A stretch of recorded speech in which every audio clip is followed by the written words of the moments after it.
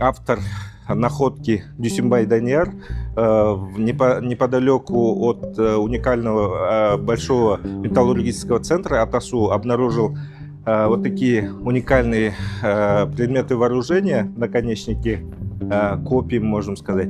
И уникальность их заключается в том, что аналогии в целом во всей Евразии практически не обнаружены на данный момент. Биылғы жылы Ұлытау облысының қаржыландыруымен ғылыми зерттеу институты және Қазақстан Республикасының ұлттық музейінің мамандары бірлескен қосағалы қорында зерттеулер жүргізді.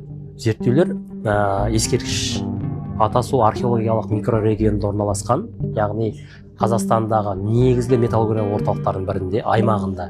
Сол Атасу археологиялық микрокешенінде 150-ге жуық Қазақстандағы белгілі ескерткіштер орналасқан негізгі аймақ.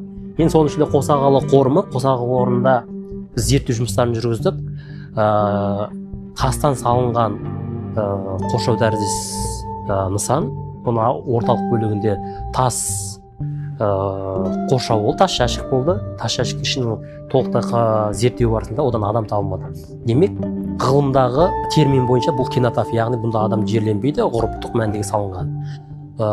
Ішінен малдың бір кішкентай малдың сүйегі шықты, қабырға сүйегі. Талдаулар негізінде ол біздің заманымызға дейін 15-ші ғасырлармен мерзімделіп отыр. Демек, бұл Атасу кезеңі.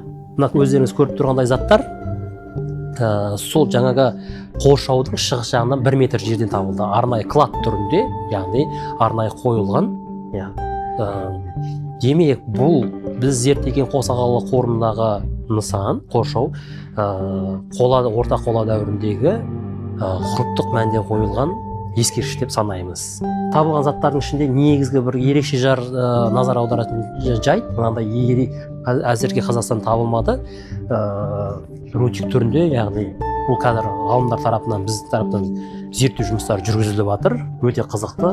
Ал басқа мына жерде біз ойлаймыз, Дархан Айтжан сынды қола дәуір мамандары бұл әскери істеп қолданылған орақтар болуы мүмкін. Бұл пікірмен қосылуға өте салмақты әрі қола зат. Одан бөлек, онан тас қашаулар, найзаның ұшы сынды заттар табылып отыр. Бұлар кен сияқты, беғазы сияқты қорымдардың желеу қорымынан табылған болады. Демек, бұл заттар орта қола мен беғазданбай мәдениетіне бір-бірімен байланысқандығын, яғни үздіксіз отырықшы тайпалардың мекен еткендігін көрсетеді.